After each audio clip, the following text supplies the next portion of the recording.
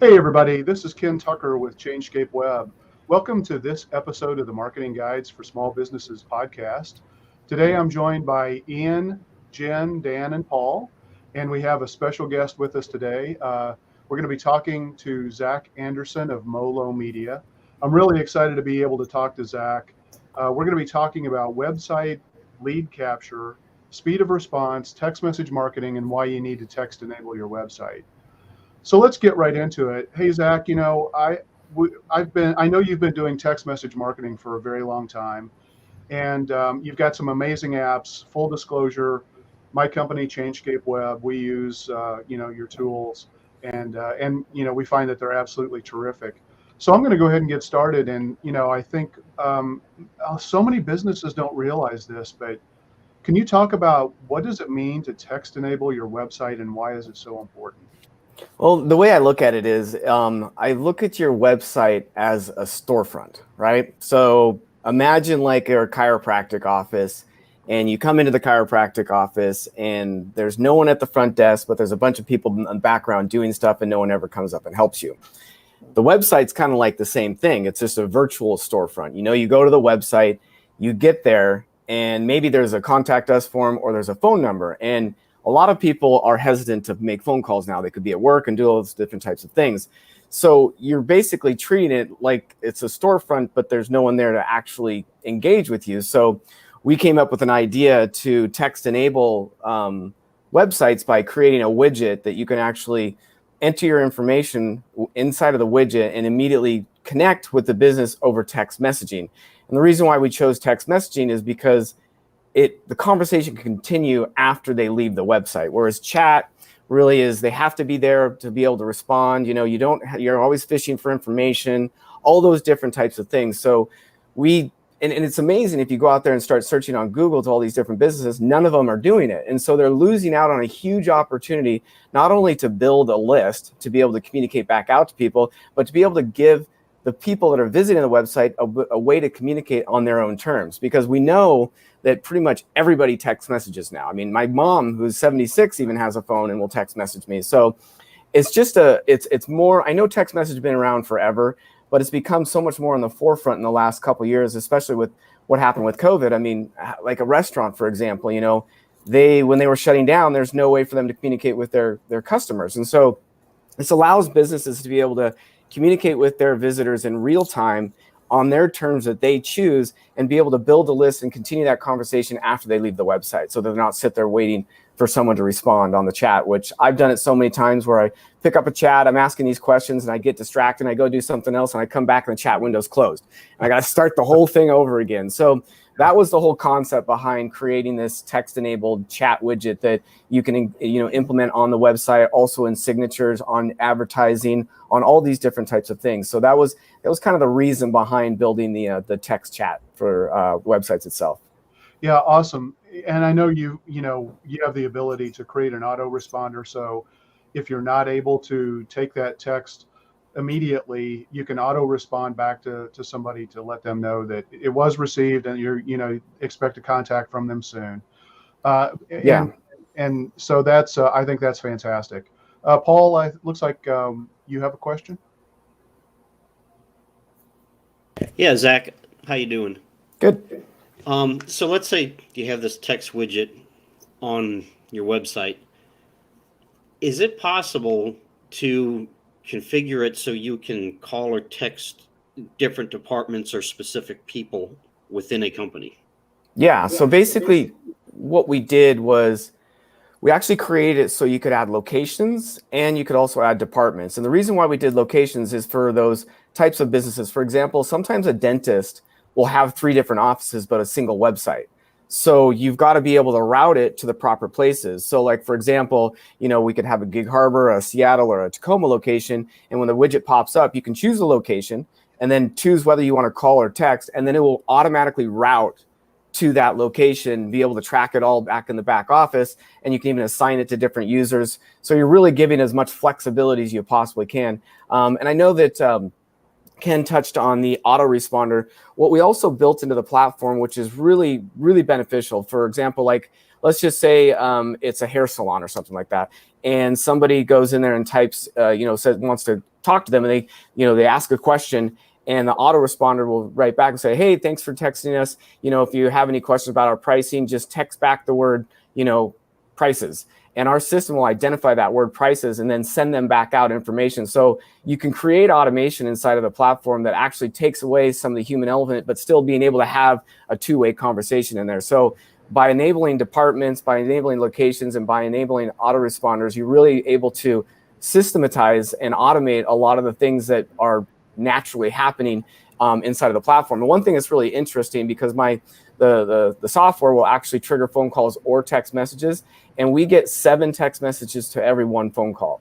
So people really prefer text messaging over calling. And a lot of it times is, you're at the office and you can't really pick up a phone, but you can sit there with your phone. I mean, anytime you go to a restaurant, a Starbucks, everyone's got their phone in their back pocket. I mean, they still are, and so yeah, it's really cool by enabling those department features, even for, like, say, a car dealership. You could have parts, you could have service, you could have sales, and it's going to just route to that appropriate person. And you're not having to go through that thing where you get on a chat bot and then, like, oh, let me transfer you. Oh, let me transfer you. You're kind of going through that transfer thing. So we built it in a way that's intelligent, and it gives a better user experience for the customer. Yeah, that's awesome. I think a lot of people too, they don't want to start the conversation by talking to somebody, because then that may pull them into a conversation they're not ready to have. Text is a much safer way to start that engagement. See if, just do that quick assessment, as somebody visiting a website, to say, oh, this is a company that can't help me. Okay, cool. Yeah, we found that text messaging inside of the sales process can double the close ratio for whatever you're doing, just because it's a different touch point. And a lot of times you don't want to call. Like, I mean, personally, me, I'm not, if I'm in an early stage of buying something, I don't really want to have a conversation with a person. I just want to get some brief information before I pick up the phone and actually make that call of, like, yeah, I'm really interested. What does this really mean? Yeah. And on that note, Zach, I think what I want to know is, why is the speed of the response from the business so important, no matter what phase, even in that early phase that you're talking about? Why is speed of the business so important? Well, there's an interesting thing. There was a study done by MIT that if you respond to someone within the first 5 minutes, you have a 900% more chance to engage with them.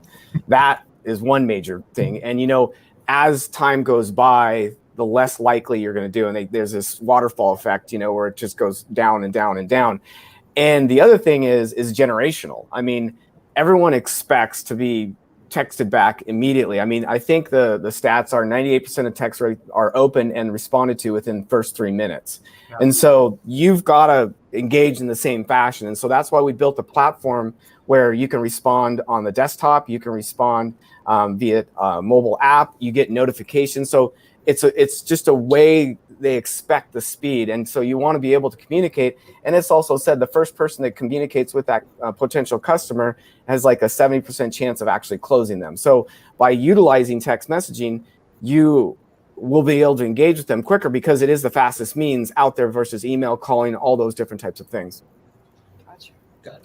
What, a bit of a basic question, but what's the difference between SMS and MMS? SMS is just text, it's literally just words, and MMS is a picture. So it's you can send pictures and stuff like that back. And we enable that in the platform where it's on the mobile app, that you can take pictures and send it and be able to communicate back and forth. And so think about it from like an insurance agency or a mortgage broker or whatever it may be. You get in a car accident, right? You can literally just take a picture of it, send it to your insurance agent, and be able to start the process there. Taking pictures of deck pages, all those different types of things. So you can speed up the process of customer support and customer service by leveraging MMS, picture messaging, basically. I don't actually know what it stands for. I should probably look that up. But multimedia sending or something like that. But yeah, you can do V cards, you can send pictures. We are actually looking at a way of implementing it so that you can actually send like PDFs and things like that. It doesn't actually work through the carriers, but we can upload in and then send links that then open up in a browser and be able to save them that way. So really powerful if you're utilizing it in like basically for customer experience and customer support type stuff, and being able to move things through faster versus having to go and scan, send to email, and do all those things. You can literally just take a picture and send it to people. I love it when companies actually have that capability because it makes life so much easier than having to go through the regular process of, scanning something in, emailing it to yourself, then emailing it to them, that type of thing. Yeah, it almost defeats the purpose of having this enabled if you can't get the visual over there, because it's just another time hurdle to scan and then you drop off. And so this is great. Yeah. Yeah. Speed. Yeah. Speed, absolutely. That's awesome. And have you found, are there industries where this tends to work better and some where it doesn't work at all, Zach? Well, the thing that's really strange is because what we do is, so mainly what Ringbot does is we white label our platform to marketing agencies. Then marketing agencies then go out and sell it to their customers. So I get this really high level view where I can see all these different types of companies that are utilizing it. And what I found is basically any website that has, the higher the traffic, the better it works. And if you don't have a website with high traffic, then you just have to implement it inside of your business, inside of your marketing, and all those different types of areas. One of the places that I found it's been extremely successful is fitness gyms. Just like really, really, really successful. Because think about it this way: the more traffic you have through your business, the more effective this is going to be. Because you're having, like, for example, a real estate agent may only have one customer a month, but a fitness gym could have thousands coming through. So it's the higher throughput of the business, the more effective it is, because they're able to, more people want to communicate with the actual business itself. And so we found that car dealerships, it works extremely well because people have all this pre-buying questions, dentists, for appointments, chiropractor for massages and appointments. So just think about anything that's like an on-demand business, it seemed to be extremely effective for. And the ones that are like more of a high touch, low volume, it works, but it's not like blows up highly effective because they're already building it into their processes anyways. But for example, for like a real estate agent, we still encourage them to use it because one of the things about the TCPA laws is that you're not supposed to be texting people from your personal cell phone because you can't opt out, and it's not encrypted at rest and in transit. So there's a lot of laws and regulations out there that you got to make sure you do the proper things. And that's why I always suggest, even if you are a low volume person, still utilizing a platform like this, because you can store all the information in one place. It's encrypted, it's at rest, they can opt out, and your whole entire team can communicate via one phone number. That's awesome. Thank you. Yeah. So Zach, what are some great ways to get people to opt into your text message marketing list? What are the easiest ways to do that? And before you answer that real quick, can you import an existing customer list? Do you need to have any prior approval, or do you need to send an initial text to say, are you willing to opt into this? Well, you're supposed to have, the laws state that you're supposed to have explicit written consent, or consent from the actual person that you have the capability of texting them. We don't actually allow people to import into our platform unless they've shown us the actual information that they have the explicit consent. And then even if you do that, I would honestly suggest that the initial text message that goes out is, reply back yes, to be able to, receive text messages back and forth. Because one of the things is, if you violate these laws, it's between $500 and $1,500 per message. So if you go and look on Google, you can see some of these lawsuits are in the 40, 50 million range. And so you got to be really, really careful about that type of stuff. There are ways that you can get around that. You can one-off text somebody. Broadcasting is where it really becomes a little dicey, that if you don't have explicit written consent, then you can't do that. And one ways that you can get people to opt in is by doing offers, like, for example, to get 10% off, text in the word 10% off, and then you send that auto response back saying, thank you for, texting in, here's your code to get 10% off. Also, we're going to be sending you 2 to 4 marketing messages a month. It's really about making sure that you're following the laws and telling your consumers what you're going to be doing with their information, and also being able to forget their information. So that comes down to the California Consumer Privacy Act and the GDRP, that you have to have a system that you can actually go in and delete and forget the entire set of information. So we've built a whole platform that does all that type of stuff. Okay. So, we're all a bunch of marketers. We do presentations and things like that. and Dan, I know you talk about this quite a bit, and I've done it as well. Companies like ours, even though we don't have the high volume kind of a throughput that you're talking about, when we do a presentation, having a text program where somebody could text ebook, or presentation to a number so that they can walk away from the presentation we just delivered can be super powerful, right? Yeah, extremely powerful. I do a lot of webinars as well, and I've built lists over time, and I can send out an email and say get 100 registers, and then send out a text blast that has a tenth of the size of the list and get the same amount of registers. But I use it in all that type of stuff as well. Like, for example, I'm doing some online marketing right now where I'm only requesting a phone number, not even an email, and they get the actual information delivered to them over text messaging. So that then I'm capturing them and being able to communicate with them on a one-on-one basis to kind of move them down the sales process. Yeah, awesome. Yeah, that is really a powerful way to, I think it just absolutely changes everything about your presentation and your, your ability to capture people is just off the charts. I mean, it's amazing because you are getting people, I think, that are fairly well qualified at that point. I mean, there's still some questions you may have to ask them one-on-one, but they have interest, and if your offer is good enough, as we've talked about many times about offers, that's a closer for you. It changed. I think once I found text message marketing in the form that you're talking about, all my presentations after that changed. I mean, it was just nothing ever became about just putting a phone number up there anymore, or an email or anything like that. Yeah, we call it conversions through conversations. Mm-hmm. That's awesome. Yeah. So, Zach, a lot of people, I think, they look at text message marketing as just like sending out blasts or broadcasts. But if you structure a well-automated campaign, how would that work in regards to text message marketing? Well, the way we build our campaigns, and you can build a lot of automation and things like that, but what the automation is really trying to do is to find that moment when the conversation gets picked up and you actually are having a two-way conversation back and forth. So broadcasts are really designed to go out for offers, or notifications or whatever it may be, or somehow to start a conversation. The automations are the same fashion. It's asking questions. It's trying to find that point in the sales process where the individual is going to communicate back to you. Then you start to be able to engage with them and then ultimately be able to pick up the phone if that's the type of sales that you're doing.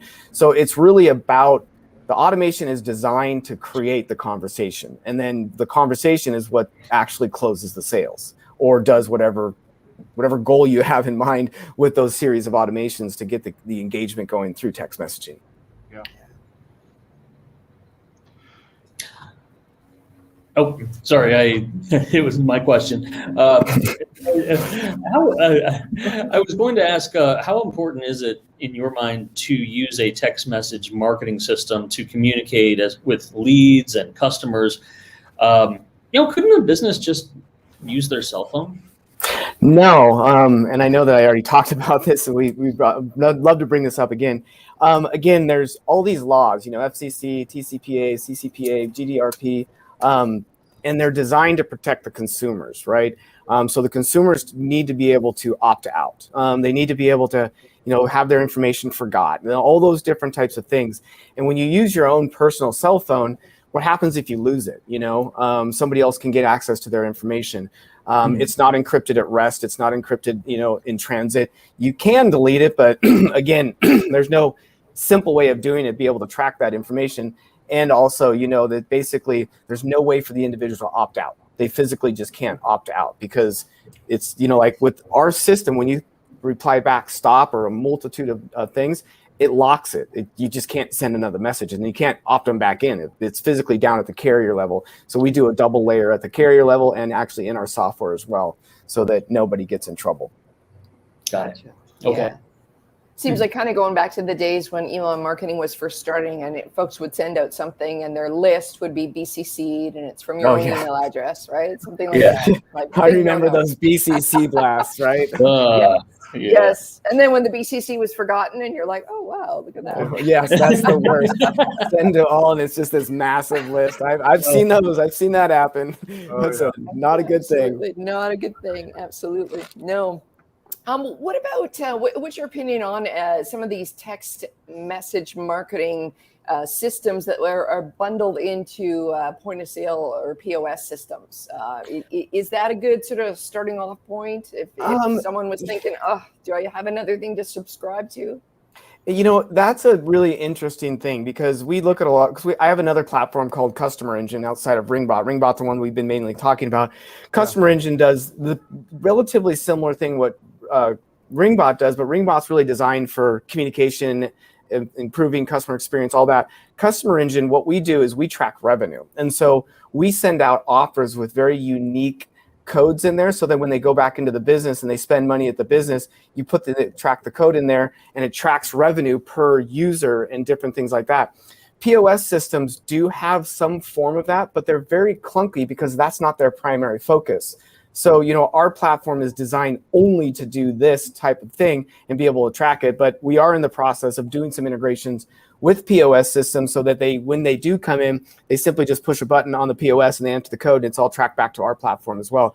But our platform, the Customer Engine platform, is designed really to be able to track that offer. And we also have two-way text messaging in there with all these different crazy automations that we can do, like birthday clubs and anniversary clubs and all that type of stuff and date-driven blasts and all those things. So you can basically create a business, utilize one of our templates, like say for a restaurant, and have an entire year's of marketing done inside of like 10 minutes. Yeah. And then everything happens on its own. Like when somebody texts in, to get, a free slice of pizza or whatever, when they actually redeem the code, it fires off all these automations asking when their birthday is, if they want to join the VIP club, all those types of things. And then also they can actually communicate back and forth to have a two-way conversation as well. So it's really designed to capture more customers and generate more revenue from your existing customers and bring in new customers. We've seen tremendous success with that particular platform, with small businesses being able to, add $5,000 to $10,000 additional revenue to their bottom line every single month. And I have a dumb question on this. And maybe this is something that you get from businesses, is how much is too much in your opinion when it comes to, we often talk about the buyer's journey and the marketing hourglass, and there's a lot of different phases in this. What do you recommend? I know every business is different, but I've also seen some businesses really overdo it as well, where it just every single phase, once you're in, you're just pounded all the time with text. What do you kind of advise there? It's a hard thing to kind of go because it's so different for every different business. Like for example, if it's a nightclub that has a lot of bands that come in, you'd want to notify people all the time, right? There's another one that I utilize as well, like a brewery, when a new beer comes out, right? So there's these different types of messages that you send out. But if you're just out there and you're trying to just sell your own products and it's not like this new event thing, I would say max once a week, max, because you don't want to overdo them because then they're just going to opt out. And it's also about the offer. Is it a good offer? Are you segmenting your list properly? And that's another thing that's really important is with both of our applications, you have the ability, what we call tagging all the different users. So you can segment your list. So if you have certain people that are always coming in and just buying this, then you wouldn't want to send them an offer for something else. And so by segmenting, you can actually send out more because you know what your audience actually wants. Does that make sense? But I personally, just from my own feeling, I wouldn't want to get more than one text a week. And that would, probably be too much. Like, for example, I subscribe to LG's text marketing campaign for some reason, and they send out, I think, every other week. And that's fair, because they never know when somebody's in a buying position to be a new TV or this, that, or other thing. So it kind of really depends on the actual industry and what you're actually sending out and what you're trying to achieve with those messages themselves. Got it. Great. I know that was vague, but not at all. No. It is very dependent on that business. But it is interesting how they do have to get a little strategic in this thing from the very beginning and think about the entire buyer's journey in terms of, okay, well, how do we weave text into this in a smart way rather than turn people off before, they really get to know us. Even even when they become a customer, you still want them to be a long-time advocate of you. And so, how do you kind of nurture that in a cool way? Yep. Yeah. So. Yeah. Another great thing I think you can do too is if you're a restaurant or you're a salon or something like that, and you're having a slow day and it's normally not slow for you, you can send out a broadcast to the right segments of your list, and that could be a really effective thing. And I think you could work in those occasionally, so you might creep in, maybe 2 messages a week in those types of scenarios. And I don't think most people probably wouldn't, freak out about that. But if you're sending out something every day when you really don't need to be, that's a path.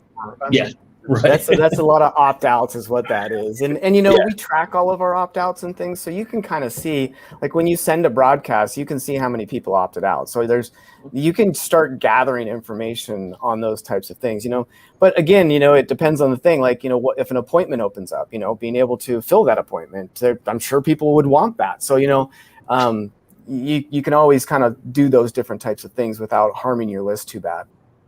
Yeah. That's cool. And you talked a little bit about revenue and tying this to revenue. On the metric side, how important is it to be able to track revenue by campaign or even by phone number? We track by phone number. So we track we track by campaign and by phone number. So we can see how the campaign's performing, and then we can see the individual, how they're performing. So we actually have like a leaderboard almost, or the people that spend the most at the actual thing, at the company or the business. And then we can track by broadcast, by campaign, by automation, because there's all kinds of different things that we build inside of the platform that you can do. And we track the revenue across all those types of things. So you can see which one performs better, which one doesn't, which list is performing better, all those types of things. And it allows you to manipulate things and optimize things even more so that you, again, aren't, harming your list and you're getting the right information out to the right people and the right offers converting the correct way. Because I've seen things where people will send something out and it doesn't perform well. And it's something that, like, for example, you send out, get a free, dessert with your large pizza or whatever. I don't eat dessert. My family doesn't eat dessert. We don't, and so that I'm not going to use that. So you always have to do the offers in a way that reach the broadest audience when you're doing a broadcast to be able to then track the revenue and see which one is most effective. And that's how we've been able to identify when they're bad campaigns, right? When it doesn't work. And then we go analyze the offer and oh, this is why it didn't work. You're sending out a broadcast to everybody, but it's really only to this little tiny segment over here that's going to even take you up on that. Right. And you were talking about being able to set up custom tags. Are you also able to pull reports in your system related to those custom tags and see how effective that segment of your overall list is doing? Yeah, so you can always see the amount of subscribers on each list. And so you can see, the growth and the opt-out and all those types of things. And really the segmenting is really important to do so that you can send out more messages, if that makes sense, because if there is somebody that's on a VIP list and they are the best customers, you would send out specific offers around those versus somebody that's just, loves large pizzas, so you can kind of choose and pick and see where things are and see the performance on different types of things and see how well each list is performing based off of the offers that you're sending. So we try and do the best we can in regards to metrics and drilling down as much as we can. And it's a learning process. So we're constantly improving these types of things and constantly saying, oh, well, we could do this and we could identify even better opportunities. Like, oh, this person's come in 6 times, so we may need to build an automation for that particular person that maybe segments over to a different list over there. Yeah. Your platforms are absolutely amazing, and as I look at a lot of different businesses that are out there, especially so many of the businesses that were hit because of the COVID economy, where they had to shut down, having smart text message marketing systems and starting the communication process in the way that people want to communicate, the primary way that most people are saying they want to communicate today, is one of the very first places that I think, many of these businesses really need to be looking. So, Zach, I mean, this has been amazing. You've given us a master class here, and I really appreciate it. I mean, it's been incredible. Guys, do you have any other questions for Zach? Yeah, well, No, you go ahead, Dan. I'll ask next. It's part question, part statement. Maybe to reiterate here for folks, Zach, maybe you can speak to is that we talk a lot about things in terms of a simple sale of this technology, which is retail, restaurants, things like that, free dessert and whatnot. But I think it's good for people to be reminded that there's a good B2B service-based firm use of this technology too, right? Where I think sometimes people tend to kind of use things like this and go, well, we're not giving away free pizza. We're not doing this. But there's still very much an application here for different types of service-based firms. Yeah, I mean, I only sell B2B, and I use it every single day, all day long, and it's a way to communicate with customers. It's a way to communicate with prospects. Like, for example, I sell my software and it's all automated, so I don't like to have a sales team, but my widget sits on the order page. And so when people have questions, they use the widget, and I pick up my phone and I reply back to them and able to help them via text message without even having to pick up the phone. So I can literally have 3 or 4 conversations going on at once, and it wouldn't affect me, where I can't have 4 phone calls going on at once. I'd need 4 salespeople. So it's B2B. It works extremely well. I would say it probably even works better than the consumer, because on a B2B level, it's typically some kind of sales process. It's not just I'm going in to eat dinner. I'm not going to get my hair cut. I'm not going to the dentist. There's a process involved with B2B, a sales process that is, and integrating some form of two-way text messaging into that, you're going to drastically increase your close ratios and have a better customer experience. I mean, it's even to the point of, like, just say, for example, an insurance agency, like if they have, they potentially sometimes have high turnover in certain positions. So utilizing text messaging in the hiring process allows them to actually improve and increase in the speed at which they can hire people. And then when they do need to hire another person, they can also reach back out to all those other people. So there's all kinds of a variety of applications that you can utilize this. Another one for the insurance agency would be like, if just a natural disaster hit, they could have a list of adjusters that are contract adjusters to be able to then text them out immediately and be able to help all their consumers or their customers itself. So there's so many different varieties of application to two-way text messaging that helps in a B2B world versus just a B2C world. Hey, one of the questions that popped into my head while we were talking here, Zach, is we serve lots of different companies, but dentists are one of our favorite niches.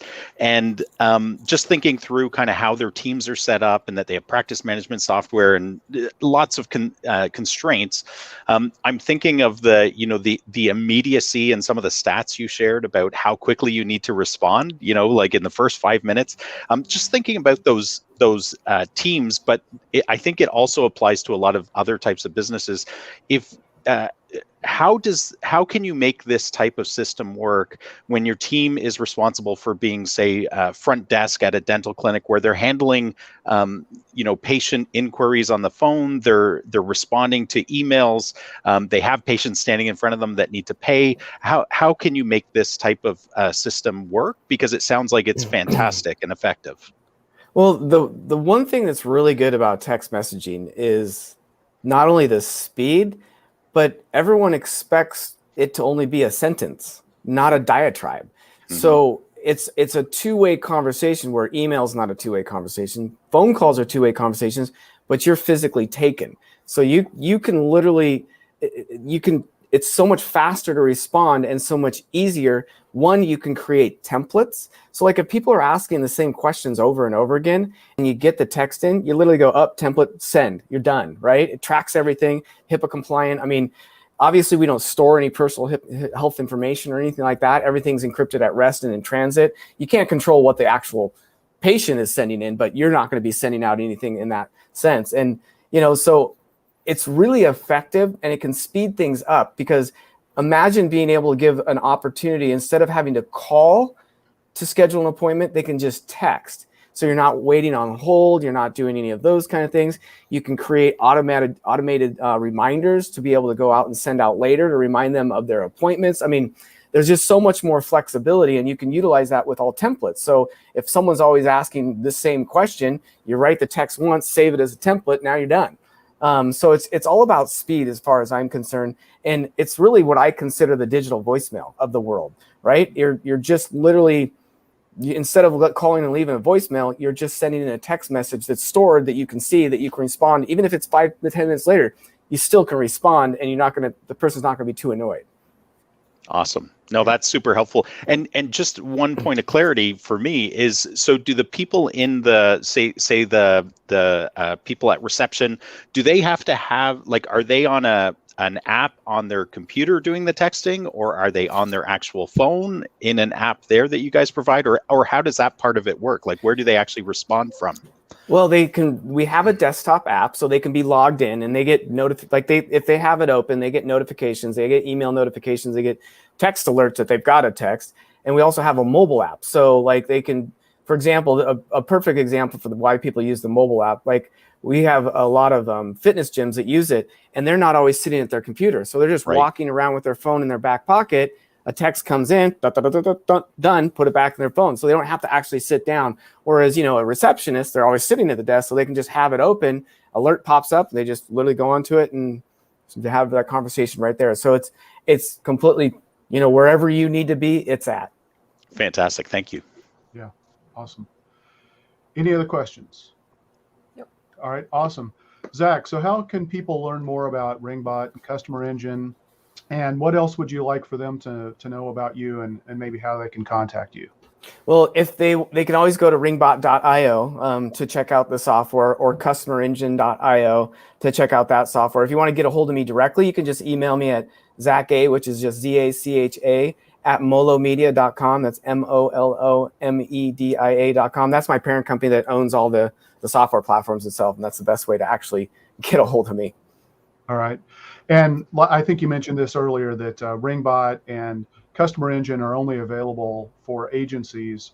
And we have a mix of listeners here, where maybe some are small businesses, others are going to be marketing professionals and agencies. So just keep that in mind. But if you need any help, obviously, I'm sure Zach can hook you up. We're big advocates and users of these two platforms as well.